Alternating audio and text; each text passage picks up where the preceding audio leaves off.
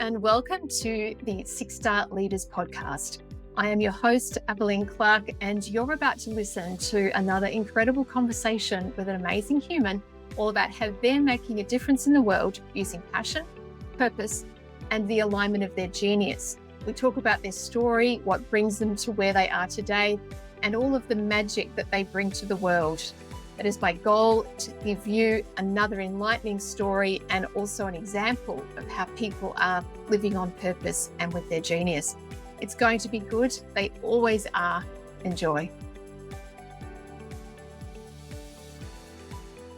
And in today's episode, we are meeting with the lovely Monique Lindner. She is German-born and yet has spent half of her life traveling the world. She's been to 45 countries. She's lived and worked in 9 of those.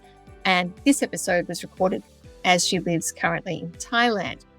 Monique is known for her work around time. She calls herself the time alchemist. She has developed the time method and has spoken on stages around the world, including TEDx, and is a published author with a book of the same name. Monique is a beautiful individual, gave me a lot of insight into her growing up, her story, and what has propelled her into this work she's doing now with entrepreneurs to help them get their time back. And as I know, and you probably know, time is our most valuable resource. It's a great conversation. She's a beautiful person. Enjoy this one with Monique Lindner.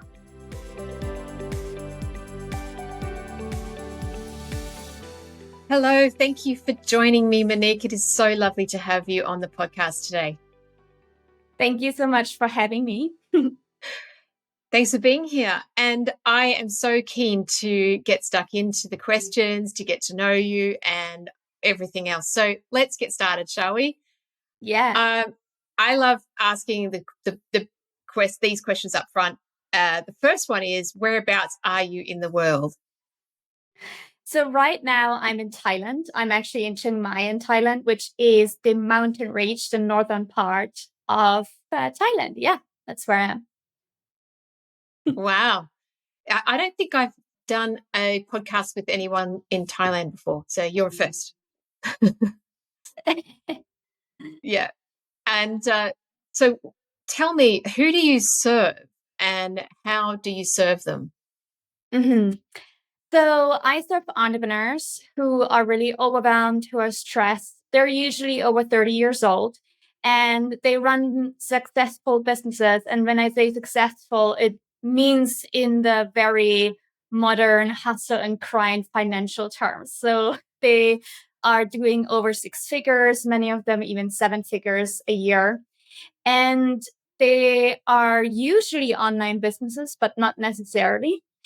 And they come to me because they experienced this emptiness when they make a lot of money and yet they don't have the time to enjoy what they've worked for, and they are trapped in this overwhelming running and racing of this hamster wheel, right? The hustle and grind. And they keep experience this pressure from everyone around in either their social environment or in the internet, because if we work online, we see it every day.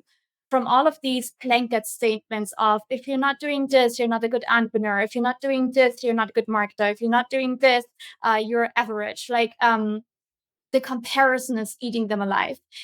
And all they actually want is they want to sustainably grow a business. It doesn't have to skyrocket. It just have to sustain a lifestyle that they feel fulfilled and a peace of mind with. And they want to spend their time finally with things that they're also really passionate about, because along the way in their entrepreneurial journey, they may have lost the passion for what they are doing. So we want to regain this passion. And funny enough, most of my business clients are actually men. So I think that shows and says a lot too. Yes. And how I serve them is through coaching consulting. I mix my the approach, basically. It's a very holistic approach, and you can kind of go under the umbrella of high performance leadership and lifestyle design that I bring into a very holistic approach in my coaching and consulting. Wow, how fascinating. And you don't get to doing what you're doing without, I guess, a journey that's given you Mm. these opportunities to learn all of these things. And that's where we're going next, which is please share with me the journey. I'm really interested to know, where you've been, what's brought you to where you are, and if there were any sort of key defining elements of that journey that have really helped shape, your reason for doing this now.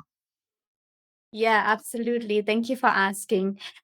My journey actually goes way back to when I was a child. I was born with chronic illnesses because I was contaminated by the Chernobyl nuclear accident in Europe. I was born in East Germany behind the wall. For people who don't know about the separation of Germany, you can just Google about the GDR or whatever else. So I was born in East Germany, and at this time, it was a socialist communist country under the Soviet Union. And more accurately, it was actually like a prison because we were just in our town, meaning like my parents, my sister, everyone in the East Germany was in their places, in their locations, but there was no access to any external sources of news or information or anything. And specifically in my town, we were called the Valley of the Unknown because we didn't even have any news or newspaper or any information from outside of East Germany. So not even the West German news that everyone else had. And so that has shaped a lot of my mindset, how my parents grew up, because my parents lived in that environment for 30 years until the wall came down. So the full time. And it has shaped a lot of probably the limiting beliefs I have carried and still maybe carry today. And it has also shaped the trajectory of my life in terms of how and why my illnesses were not treated well. The information that was kept from me in terms of this contamination, for example, which has taken me so long to find out and then being able to work on. So, fast forward to when I was 13, my dad lost his job as one of the 92% of East Germans who lost their jobs after the reunion of Germany. And that catapulted me into going and looking for work myself as a 13-year-old, besides going to high school. Because my mom, she was partially unable to work because of a spinal injury that she had very early on, and she kept having issues with that. So she was only able to work 60% of the time, meaning 60% of the income for a four-person household in a newly reunited world that suddenly was like double as expensive was obviously not enough. So my sister already had a little side income as she was by this time like 16 or 17. So I decided I'm gonna work too. And I got a lot of validation from work because I was really good at working. I and I found that it was an amazing thing for me to just be the best at everything. So I started working more and more and even more until I suddenly didn't sleep properly anymore. When I was 15 years old, I had 3 jobs that basically was a culmination of more than a full-time job besides going to school. And I worked at night, I worked during the weekends, and who hears that and thinks like, why didn't your parents do anything about that? Don't worry, they tried. They tried very hard, but I was a very stubborn child and teenager. And they had this saying that said, as long as your feet are under our table, then we're going to tell you what to do. And that meant like as long as we are paying for things. But since I made my own money, then I started paying for the things that they were trying to um, basically negotiating with me, like, oh, we're going to take this away from you. And I'm like, okay, fine, I'll just pay myself because now I had some money. And I was the person who had most of the money in our family because I kept saving all of the money, right? since I didn't have to pay rent as a 15-year-old, obviously. And so I just decided, well, I'm going to take my feet away under the table and I do whatever I got to do. And so this went on for 6 years straight. I also started like partying at night because who needs sleep, right? It's not necessary as a teenager. And I found out coffee and Red Bull is really helpful. And I soon also drank alcohol on the weekends because peer pressure. And you probably think already like, wow, this sounds like a really unhealthy way to live. And it was because I got a nighttime job when I was 17. So I was working 4 or 5 nights out of the week, basically only sleeping in the afternoons, where I had sleep like for 2 hours in between jobs and after school. And I would sometimes be tipsy at school, like twice a month or whatever. Interestingly enough, I was still good enough at school, sometimes better than anyone else, but I was the one who had to work for everything too. I also moved out by this time from my parents' home. So I was 17 when I moved out. So then I was just like, I could make all of the decisions by myself. At least that's what I decided. So long story short, when I was 19, everything accumulated to me breaking down with having overworked myself so much, having lived so unhealthily for 6 years. I didn't have one day off in 6 years. I worked all the holidays, all the vacations. I doubled down working through weekends and partying through weekends. So I didn't sleep sometimes for 3 to 4 days. Again, I can't recommend that, but that's what I've done.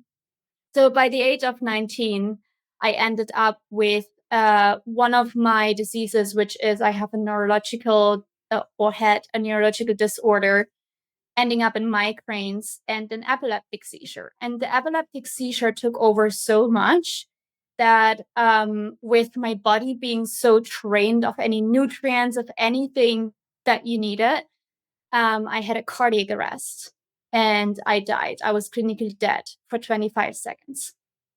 And yeah, I was on the floor. My parents were there because I called them. I called them during the migraine episode and the seizure because I realized that was going to hit me really hard and I wouldn't be able to make it. And they called an ambulance. And so I was floating in the corner of the room and I saw myself on the floor. And my body was lifeless, and I had like 3 different IV needles in my hands and in my arm. And it was a little surreal, obviously, because I was out of my body and I saw myself on the floor.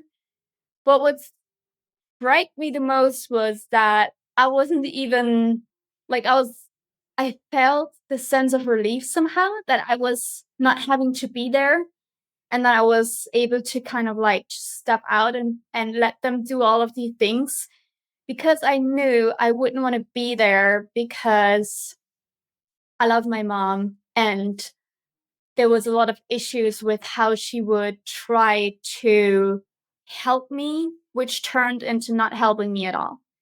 So her sense of helping was always stepping over my needs, not listening to what I need and do the opposite, which turned into then me basically going into overdrive and having more pain and more seizures and all of these things.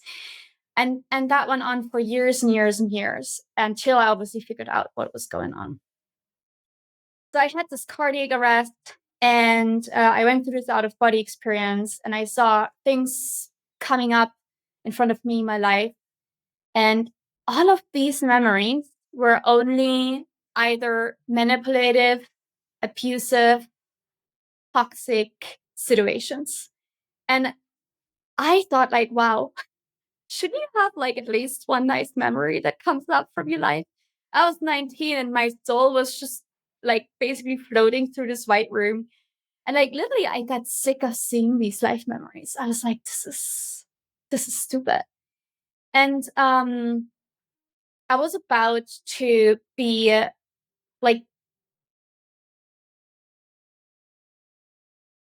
I'm looking for the right word, kind of sucked into this really bright white light. And suddenly I got this, it was almost like a shocking moment, like, oh my God, if I hit this white light, that's it. That's the final call.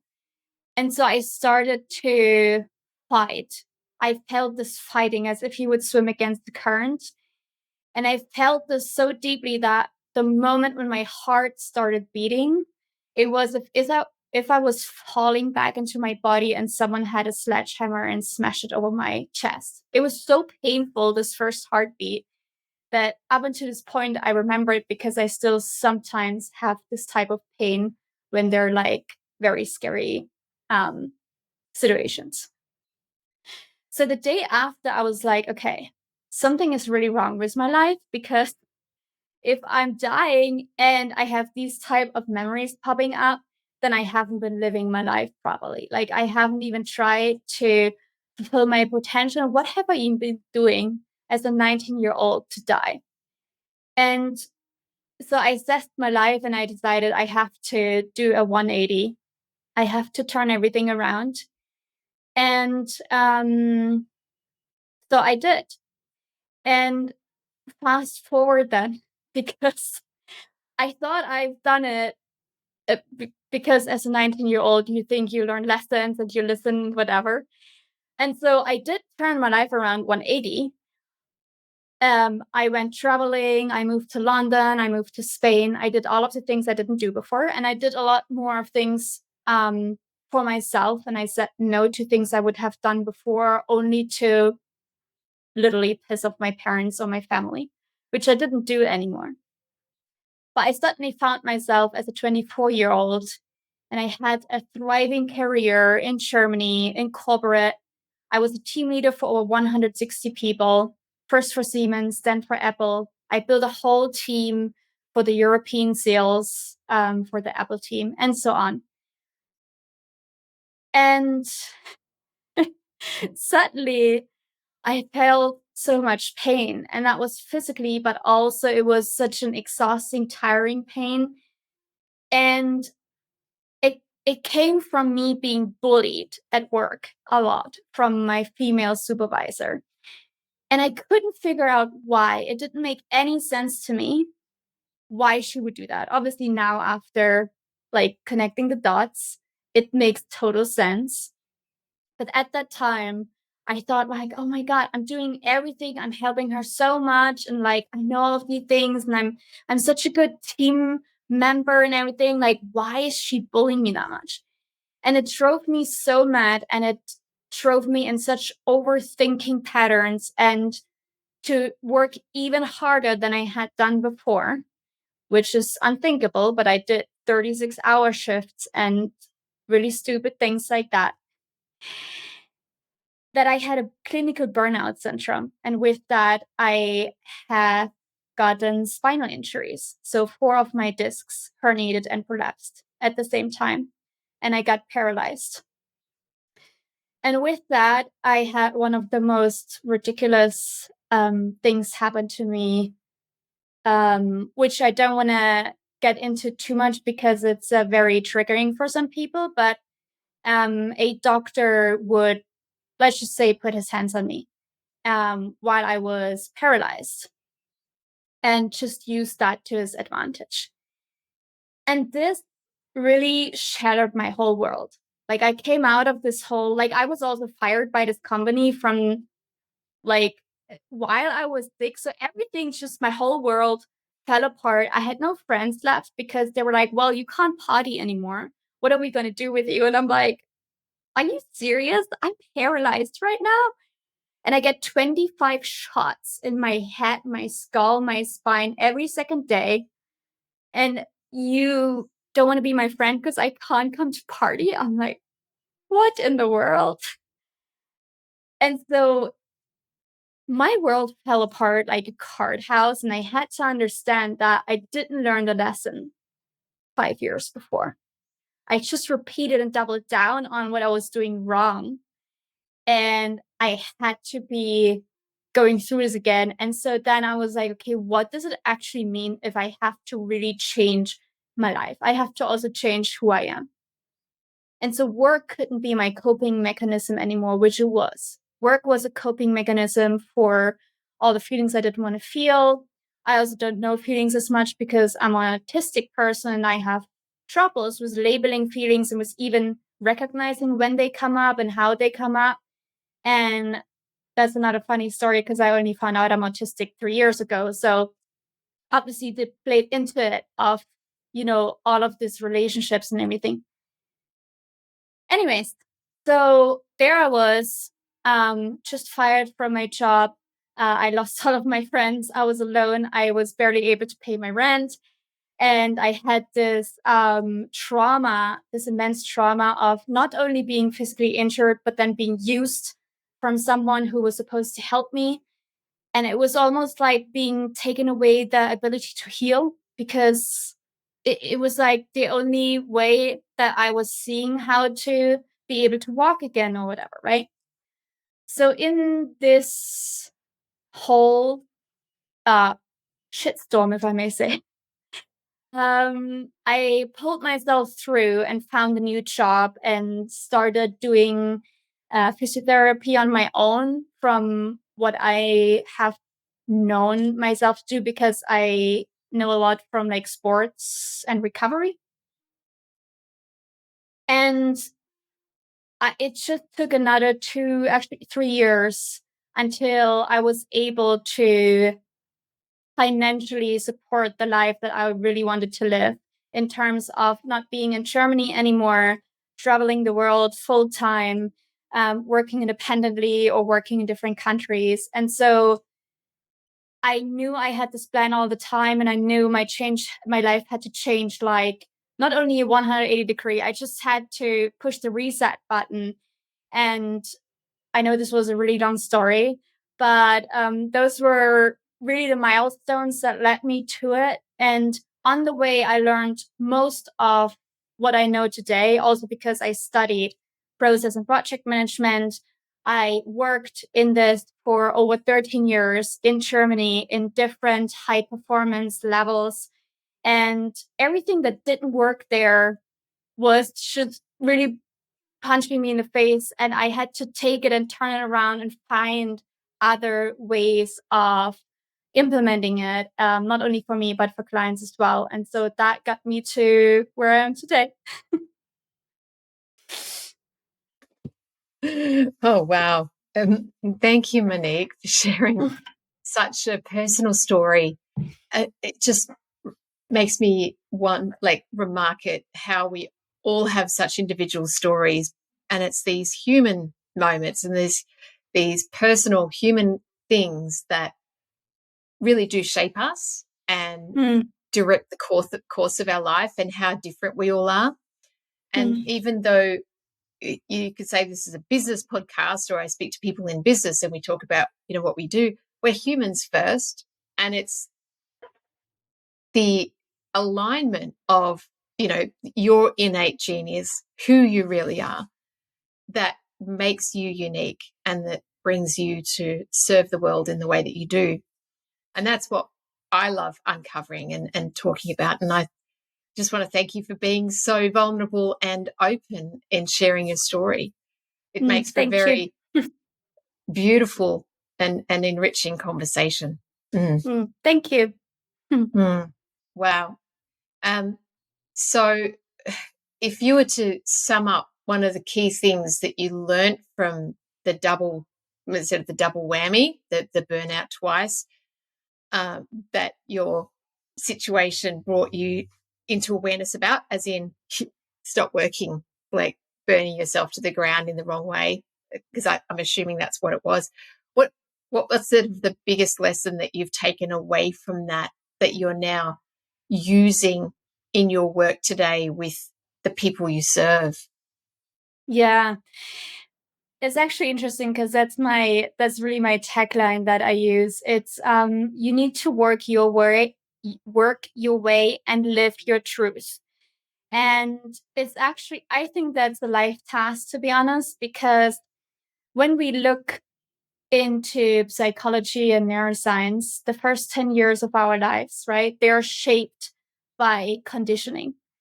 Because our brain is just a sponge, and up until even the 5th or 7th, depending on the child, year of our life, we don't form any opinions. We don't decide what's right or what's wrong. We're just literally taking all in, and we're like, yes, yes, yes. And when I think about that, about my own life, for example, there was a lot of invisible manipulation, gaslighting, emotional abuse in my family, which you probably wouldn't see. Like, even in my family, most of the people say, like, oh, no, that's not true. But because they were in the trap, and if you don't do the work, you don't do the work, you can't see it, right? It is what it is. But if you do see it, you can't unsee it. And then so there were so many things. Whereas a 5-year-old, the things that I've been told, I'm looking at it now, I'm like, I face palm myself how this is okay to tell a child these type of things. And in my family, it was just normal because, this is how the grandparents grew up in Second World War, and this is how the parents grew up through the East German Soviet Union, and this is how. But that's okay that they grew up this way, or it's actually not okay, but this is what it is. But that doesn't excuse that they're now putting that on the next generation, perpetuating that, right? And it's also probably the way how we perceive things. So I feel like someone hearing things like this may not perceive a phrase being said the same way than I perceive it, right? It obviously depends always on how a child just takes it in. And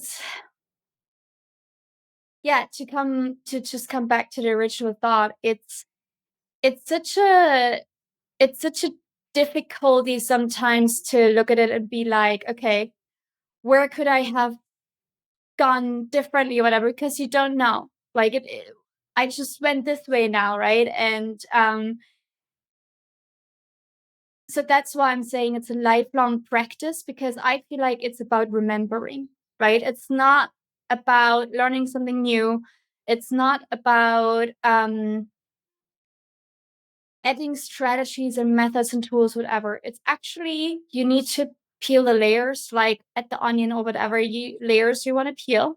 And you need to remember who you are and who you were supposed to be in regards to going back in your lineage, your ancestors, where you're from, what land you were on, and all the knowledge and the wisdom that the land and the ancestors were holding for us that we're supposed to know. That has nothing to do with AI and technology. It has to do with the connection to the land, the connection to nature. And I truly believe if we just come back more to it, that we can trust ourselves more, and we can choose which way to work is my way to work. I don't need the internet gurus. And I probably talk myself out of work sometimes when I say this, but it's true. Like, you don't need to hire a coach for everything, right? You don't need to go to all of the people around you and ask them for advice. Like, first, why don't you listen to yourself first? See what comes up. And feel what is good for you. And if you can't feel it, like I can't feel a lot of things, just find a way, like journal it out or sense it, or throw some tarot cards, or throw a coin. And then if you throw the coin and it lands on the side where it go like, death, I wish it was the other side, then you wanted the other thing. It's like, use this really simple things to trigger the connection with your body and your intuition a little bit more. And so that's correlates also with living your truth. I don't think we need other people to tell us who we're supposed to be, but the whole world evolves around that. All of society is like, women need to be this and that, and don't be this and don't be that. Like, be pretty, but don't be smart. Be loud, but don't be too loud. And don't chat so much. And don't tell me what to do, but clean and cook well, but don't go to work that much. Have babies, but not too many. And don't talk about them all the time. Like, all of these things. What do you want me to do? I'm none of that. I'm actually none of that. I don't want babies. I don't want to participate in their system just because it's never been true for me. And when I say this, a lot of women get really upset at me because what's my purpose to live? I take space away in the world from women that should have babies. I'm like, okay, but that's not my problem. It's yours because I don't believe that, you know? And so, wow, I covered a lot of in this answer. So I'll just let you go from there. You did. And it was riveting. And I couldn't agree more that, we are sometimes there's this tendency to look outside of ourselves always for an answer. Like, what's the next thing, or the fad, the pill, give me someone else to tell me where to go, what to do. And I love what you said about just actually stop and ask yourself the question, because we know who we are. It's best been this conditioning and this lifelong influences around us that have caused most of us, probably all of us, to forget in large part who we really are. I'm really fascinated by this, Monique, because in your story you talked about a couple of moments where, well, it sounds like you were literally on your own and you had to make decisions on your own, like how to get up and do things. Did you have anyone to support you, or were you literally on your own to make those decisions and to get through those challenging times? So I want to put a disclaimer to this, because I think it's not fair if I would say I was alone, because my parents would always support me. My sister was always there, but they didn't support me in the way that I needed. I wasn't able to talk to them. It's just, it is what it is. And we just don't have a relationship, even though like they would wanted to, but it's just there. We have a way different communication and everything. Just keep it at that. They would always try to provide with the things that I needed in terms of maybe finances or whatever. But those are the things that I didn't need, and I also didn't want them, because they could have become a unconscious way of manipulating me. Like, oh, I gave you this money like 5 years ago, and now you don't do this for me. Like, you don't visit me. Like, like these type of thing. And it's a very common thing that I think runs in parent-children relationships. So it's not about my parents really. And so I was alone. I was alone very often. I felt like that I couldn't reach out. And especially, and this is actually, sorry for striking the mood sometimes, but it's very sad that the friends that I had friends that I was close with for like 12 years. And in the moments I needed them the most, for example, when this doctor was taking advantage of me while I was paralyzed, when I told them, even the female ones, especially the female ones, they were like, oh, but now you're reported to the police. You should be able to get over it. Just forget about it.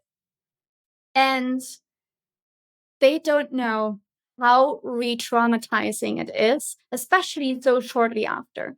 I do have to say I had two female friends who were incredibly supportive with this specific thing to help me go to police and everything. But it was just I don't know if people can understand if you have a chronic illness that, like, I've been in pain for 35 years, 36 years. Like, I'm 36 now, and it's the first time that I have 2 months of pain in my life ever. I never had this amount of free time from pain. The closest I would get was maybe a week. And I had years that I didn't have any day off of pain, like excruciating migraine pain, nerve pain, any type of pain, like in the end, other type of pain, because I was born with a kidney failure too. So I don't think that alone, people don't understand the level of life force and willpower you need to live with that daily. And mind you, I had a thriving career and people didn't even know that I was in pain. And so all of these things, right? And I was a semi-professional ballerina for over 10 years. People didn't know. I had solo performances on TV, everything. People just didn't know. Like I was so good at not letting people know. And then on top of it, you have all of this trauma stacked. It was literally a trauma stack of this sexual assault and then being paralyzed and having this bullying and having the losing your job. And I had to go to court because it was illegal to actually firing me. Like all of the, I can't even stack as high as this trauma went on. And then knowing that again, you're alone and you have to make all of these decisions. Sometimes I woke up and I was so bummed out with any of the medication I was given. It was like I had to take morphine. I was given all of these shots, which is like local anesthesia. I didn't even have a brain cell left to decide whether I want to drink water now or not. Like I was flat out not functioning. And yet here I was. I had to prepare my own defense in court. I had to go to job interviews in freaking high heels with a paralyzed leg, dragging it. I had to practice at home how to drag a leg so they wouldn't see I wasn't actually walking properly. Because in Germany, nobody's going to hire you if you're paralyzed, like in jobs that I was in. So, so if you asked me if I had any support, the shortest answer would have just been no, but I wanted to give a little bit of context. And honestly, that hasn't changed. It hasn't changed because people just, I'm not sure what it is, honestly, but I think people are so, especially now also after the pandemic, they're so busy with their own life and their own trauma and their own whatever they're going through. They have so little capacity for supporting other people. So the support they give is oftentimes just like okay, I listen to you, whatever. But the support I would need at times that I actually need support takes more effort. Like last year when I was in hospital, I needed people to be there to take care of my dog. Like I don't need the low level support that most people need. I don't need you to listen to me. I don't need, well, most of the times.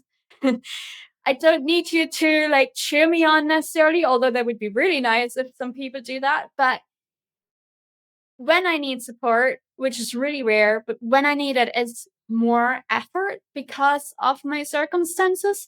And that's where people clock out every single time. And so, yeah, no, I didn't have support. And yes, it's the decision making.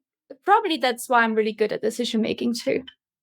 And having a life of that amount of independence, it brings about accountability and responsibility and a lot of experience around, like you said, how to make decisions and how to rely on yourself, and getting very good at probably the things that you do today with your clients. Is that right? Yeah, absolutely. Yeah. So what was the turning point for you where you decided to basically become your own boss and help people, consult, coach with these entrepreneurs and help them with all the gifts and the wisdom and the skills that you developed through such adversity and challenges? Okay, so I'm laughing because it's gonna be another story. Someone told me once that all of my stories seem to be so chaotic and they wonder why that is. And I was like, I don't know. It's just, I don't live an average life, I guess. It's just what it is. I'm trying to make this a little shorter.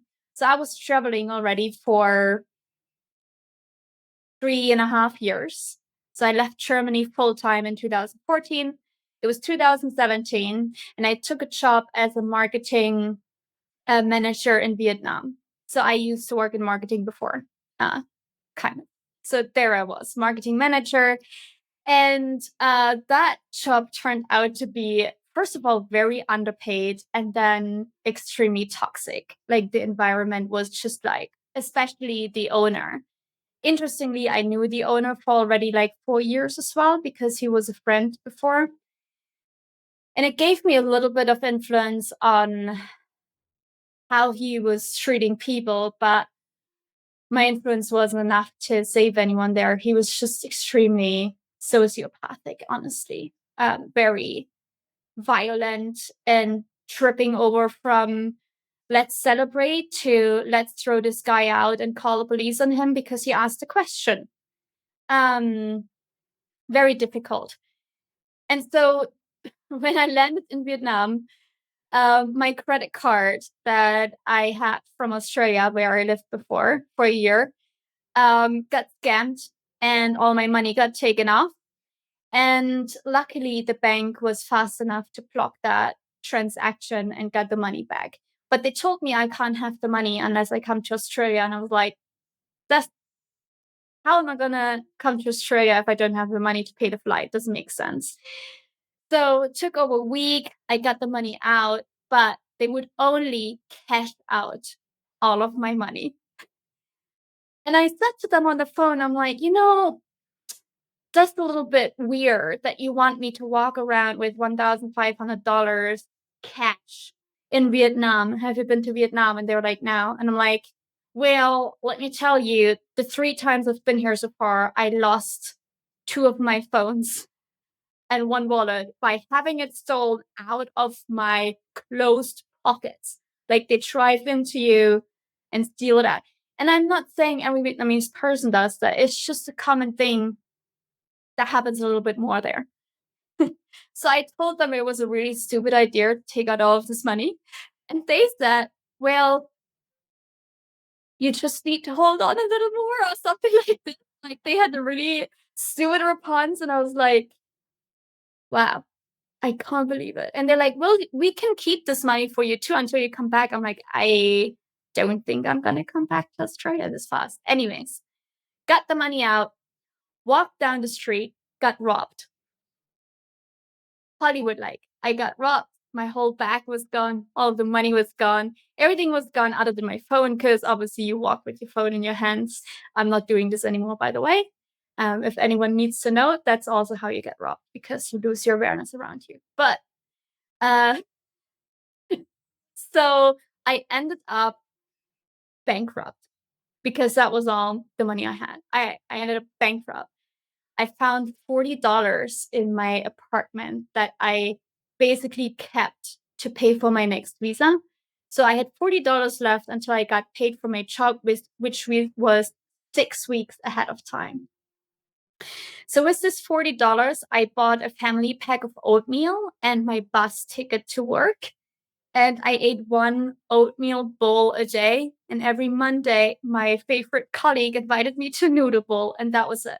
I was starving so much that I cried every night to sleep because I was so hungry. I kid you not.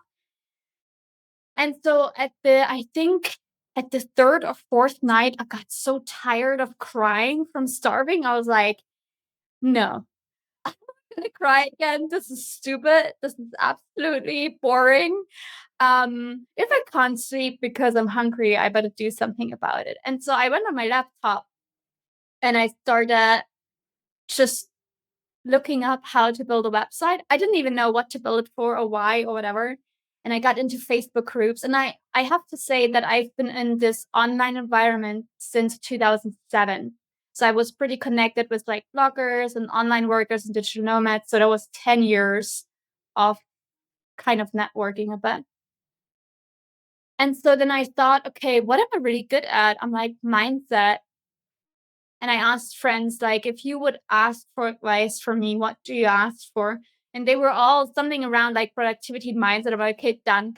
That's what I'm going to do now. So I started building a website and I started just obviously it was all yellow because and then I started coaching and it took a year until I had any type of momentum really, because I had no idea how to do all of this and how to market and what, like, myself. And so when I got paid for my 2 months of working there from this job, I cashed the money out and I went actually to Thailand. That was the first time I then lived here in Chiang Mai. And I lived off of this money for the whole year, which was $2,000. Yeah. And that's how I started my work. I love your stories, Monique. Wow. So, mental note, if you go to Vietnam, be careful where you cash your money out and how much you cash out. Or Okay. just don't. Yeah. Don't catch out money at all. So you've been doing this obviously for quite a few years, which is fabulous. And you're in Chiang Mai in Thailand now. And you've obviously got the momentum and you've been doing this long enough. You obviously love it. You've got a smile on your face. You're radiating. You've just said that you have been pain-free for the last 2 months, which is amazing. Thank you. And I would love to know about a bit more about you and the work that you do. So one of the questions I like asking my guests is, what do you think your superpower is or your genius? Yeah. I have two very specific ones that my clients keep telling me about as well. So I think the number one superpower is that I recognize patterns, structures, and just almost like the matrix kind of structures while I listen to people. So I don't see them in front of me. I don't read them. I hear them. So I hear in patterns and I hear in structures. And so when I do assessments with people, it only takes me honestly about 5 to 10 minutes to understand all of the business structure, their behavioral patterns, and everything, obviously what they tell me about, right? But I can see also beyond them. And it gives me an incredible advantage because there's so many things that I see ahead of time that people don't see or don't understand or connect in different dots that don't actually make sense, that have, first of all, actually saved my butt a lot of times, but also got me into trouble because I would try to tell people and they would not want to hear it, right? But I was always right. And usually it was even up to 5 years ahead of time. So I use this superpower with my clients to show them and visualize the big picture for them ahead of time so they don't run into troubles with their business. They don't run into troubles with people that they want to work with. And so this is one of the things. The other thing is that I'm connected with that is that I really see into someone's soul, more or less, if you want to say that. I think because I live my truth so well, it's pretty difficult for someone to put a mask on and sit there in front of me and me not being able to say like, hey, that's your mask. Do you want to just take it off and not have it? And I think that also comes back to this behavior pattern kind of thing. So yeah, these two things, and the other, so that goes in one, and the other thing is really that I'm very straightforward, and I call the truth in. I'm very like, truth is my number one core value, really, and I can see truth, I can hear truth, I can speak truth. I think it helps with accountability, but most of all, also so people stay true to themselves. So when we want to hire people and they're like getting a little bit blinded by the light from their skills, I'm like, hey, but have you looked at this part of the cultural integration part? And it actually doesn't align. Are you really sure you want that? Like, I can call different things to light that then helps them stay in their integrity and in their truth. And because I do this in a very empathetic way, they never feel shamed or blamed or called out or canceled or whatever. They just feel like it's a form of basically love that they receive. And they're like, oh my God, this it also makes them feel proud because they do stick to their integrity and core values much more with that. And it makes them feel proud to do what they do and be who they are. Absolutely. What a wonderful gift. You definitely, I can see that. I can sense that you would be able to see through people. I mean, going through the kind of life journey that you've had, you would definitely have the ability to see through things and see things for what they really are. Yeah, absolutely. So another question, this is 6-Star Podcast. What does being 6-star mean to you? So I kind of relate that back a little bit to like 5-star reviews. And so the 6-star for me is giving more than asking for it. So giving more customer service, like over delivering. And I don't mean over delivering in burning yourself out on how much you give, but it's more the quality and the care and really that the leadership you put into it as well. Because sometimes what I just talked about, like not saying the things someone wants to hear, but saying the things someone needs to hear is going to be so much more powerful than you sitting there and be like, yeah, oh my God, great, go on, you know? So if I was going to tell my clients all the time what they want to hear, then we're not getting anywhere. And I just need to make sure that I'm going to be able to sit in my strengths and my truth and hold space for them and also be able to say like, actually, I don't think that was a good thing to do, or I don't think that was a good thing to say, and I tell you why, you know, and let's share about that, like how we can do this better, and don't worry that it's not wrong, it's not a mistake or whatever. So I think it's just the extra, probably also putting your unique self into your business, you know. So yeah, all of that.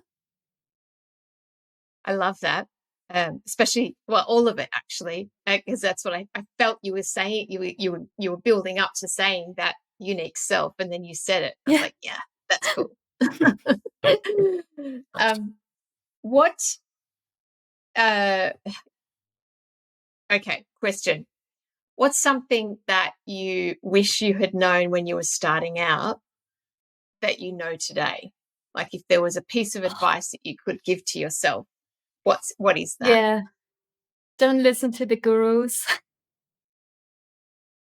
Don't listen to the gurus. I have been, look, the things that I know now and that I talk about is also because I got trapped into them myself, right?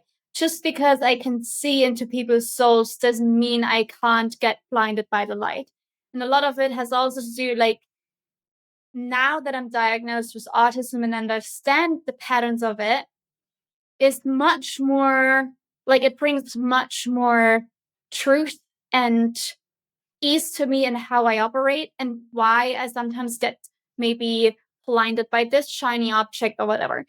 But before I got diagnosed, and that was in the beginning of the lockdown 2020, I got easily distracted by shiny objects and I got trapped into all of these blanket statements because they do call to our biases and they do address a very specific neuroscientific part of our brain and also psychology. Like, obviously, that's why they do it, right? It's a very manipulative way of marketing and everything. And although I have been in marketing as a project manager and everything, have seen all of that, and I was always like, wow, who likes that type of stuff? And I didn't like it.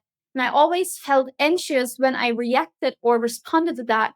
And yet here I was, I threw money at people that I didn't have, that I cashed out a life insurance for, at a program that I should have never been sold at, to be honest. And they knew my situation. And yet here they were selling me into it, promising me that if I only did that, and it was the very beginning at my business journey, it was like a funnel building webinar program. And they said, if you only do this, you're gonna make like 6 figures. And I'm like, I don't want the 6 figures. Can I just start with like slow, you know? But what they don't tell you is if you build the funnel in the webinar, you need people to come. And the only way they told you how to get people in there is Facebook ads. But if you don't have freaking money, how the hell are you going to run Facebook ads? And so, like, this is to me, this is like, that's why I'm saying don't listen to the gurus, because if I had just taken time away from their pressuring, oh my God, today's the last day, you get the pre-sales, blah, blah, blah. If I had just sit there and went through this myself, I would have been smart enough, because I know myself, I am smart. I'm not dumb, I'm very technical. I could have walked myself through this and be, first of all, I can figure this out myself, how to build a funnel. I worked in IT, I can do this. It's not going to be that hard. And does it even make sense? Like, where are going to be all the people coming from watching this webinar? I would have figured out myself. Don't throw out these high four-figure like dollars at them.